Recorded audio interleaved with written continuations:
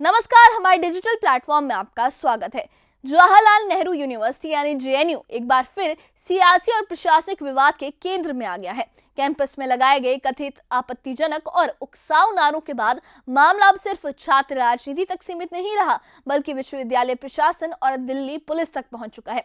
JNU प्रशासन ने इस पूरे घटनाक्रम को गंभीर मानते हुए वसंत कुंज थाने में लिखित शिकायत दर्ज कराई है। शिकायत के मुताबिक ये घटना कैंपस में आयोजित एक कार्यक्रम के दौरान हुई, जहां करीब 30 से 35 छात्र मौजूद थे। प्रशासन का कहना है कि लगाए गए नारे लोकतांत्रिक असहमति की सीमा से बाहर थे, जेएनयू के कोड ऑफ कंडक्ट का उल्लंघन करते हैं और कैंपस की शांति, सुरक्षा और आपसी सौहार्द को भी नुकसान पहुंचा सकते हैं।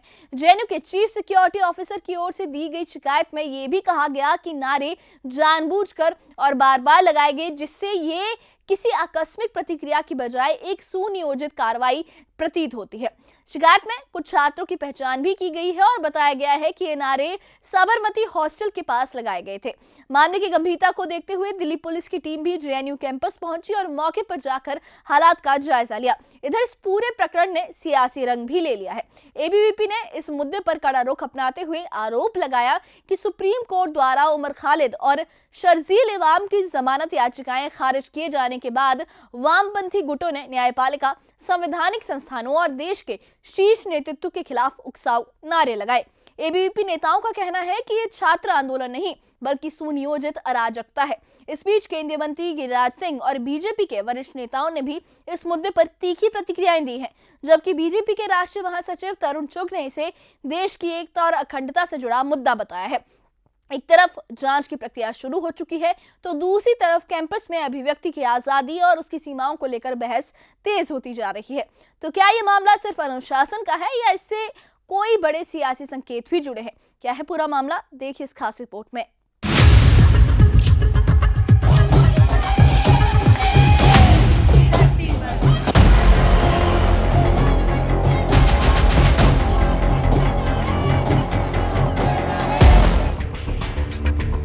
जवाहरलाल नेहरू विश्वविद्यालय में लगे विवादित नारों को लेकर बवाल तेज हो गया है। जेएनयू प्रशासन ने नारेबाजी करने वाले छात्रों की पहचान कर ली है और वसंत कुंज थाने में लिखित शिकायत भी दर्ज कराई है। शिकायत में कहा गया है कि ये घटना जेएनयू परिसर में एक कार्यक्रम के दौरान हुई, जहां करीब 30 से 35 छात्र मौजूद थे। जेएनयू के चीफ सिक्योरिटी ऑफिसर की ओर से दी गई शिकायत में साफ तौर पर कहा गया है कि लगाए गए नारे लोकतांत्रिक असहमति के दायरे से बाहर हैं, जेएनयू के कोड ऑफ कंडक्ट का उल्लंघन करते हैं और कैंपस की शांति, सुरक्षा और सौहार्द को गंभीर रूप से प्रभावित कर सकते हैं।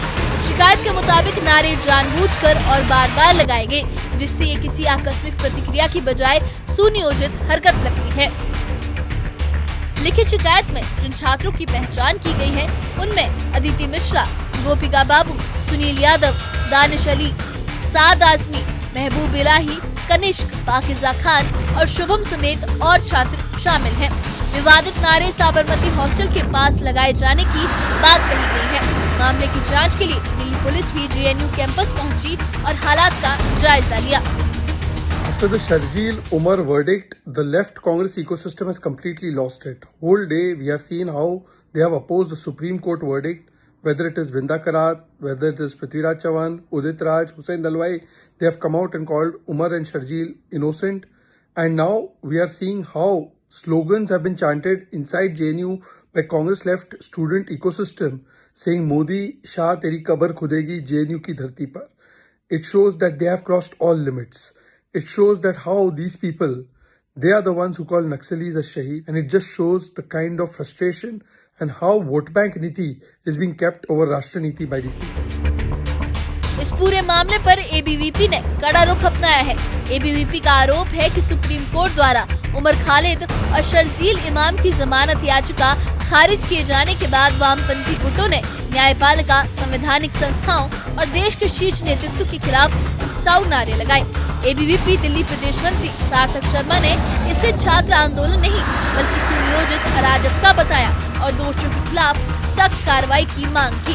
केंद्रीय मंत्री गिरिराज सिंह ने जेएनयू को लेकर बड़ा बयान दिया है। गिरिराज सिंह ने कहा कि ऐसे स्लोगन बोलने वालों के खिलाफ देशद्रोह का मुकदमा होना चाहिए। उन्होंने वामपंथी सोच पर हमला बोलते हुए कहा कि वामपंथी और उनकी मानसिकता खत्म हो रही है, इसीलिए वो परेशान है। कि सुप्रीम कोर्ट का कल फैसला आया था, उस फैसले में शर्जील इमाम और उमर खालिद को जो बेल की अर्जी दी गई थी वो खारिज की गई।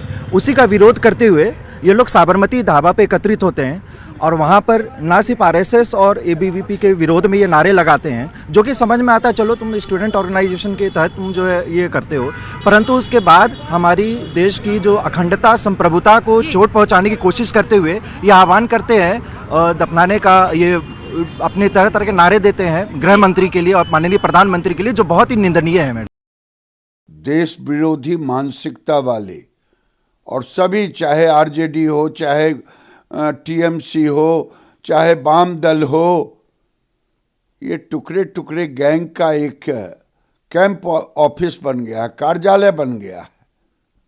और भूले नहीं, ये भारत है, नरेंद्र मोदी का भारत है, 21वीं सदी का भारत है। विवेकानंद कह गए थे भगवा ही होगा, और ये नरेंद्र मोदी को और अमित शाह को कब्र खोदने वाले खुद कब्र में चले गए। बीजेपी के राष्ट्रीय महासचिव तरुण चुग ने भी इस मुद्दे पर प्रतिक्रिया दी। उन्होंने कहा कि देश की एकता और अखंडता के खिलाफ साजिश रचने वालों की जमानत याचिका खारिज होना स्वागत योग्य है और देश हित से कोई समझौता नहीं किया जा सकता। वहीं एबीवीपी के जेएनयू यूनिट सेक्रेटरी आदर्श और जॉइंट सेक्रेटरी राजेश्वर कांत दुबे ने कहा कि इस तरह की नारेबाजी से जेएनयू की छवि धूमिल हो रही है और जब तक कार्रवाई नहीं होती संगठन चुप नहीं बैठेगा। नक्सलवाद के समूल नाश से संविधान विरोधी, राष्ट्र विरोधी, अर्बन नक्सल का ये हताशा निताशा का रंग इन हिंसक प्रवृत्ति के देश विरोधी नारों में स्पष्ट दिख रहा है।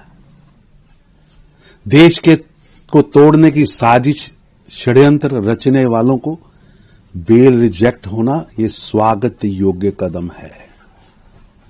देश की एकता, अखंडता, प्रभुसत्ता सर्वप्रिय है, उससे कोई समझौता नहीं। निर्दोषों की हत्या करने वाले, वो चाहे पहाड़ में हो या जंगल में हो, वो आतंकवादी हो या अर्बन नक्सल हो, उनकी कब्र खुदेगी ही, वो बचेंगे नहीं।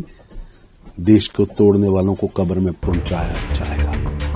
फिलहाल जेएनयू में विवादित नारेबाजी का मामला प्रशासन, पुलिस और सियासी संगठनों के बीच तनाव का मुद्दा बना हुआ है।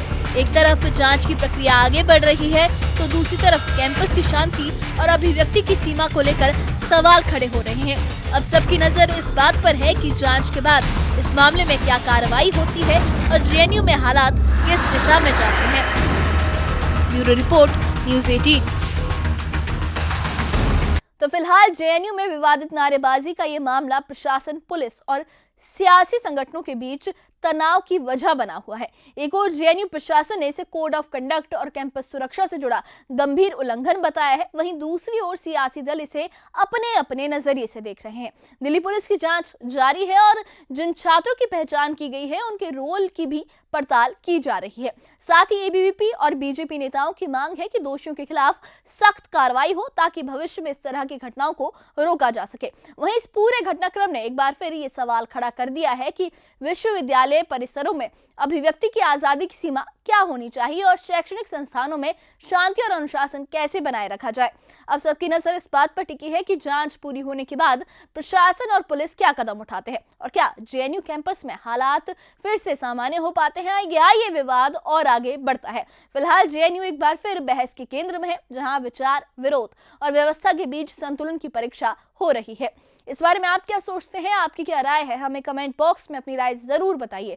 और इससे जुड़े अपडेट्स के लिए और ऐसी ही खबरों के लिए हमारे चैनल के साथ बने रहिए, हमारे चैनल को सब्सक्राइब करिए। शुक्रिया।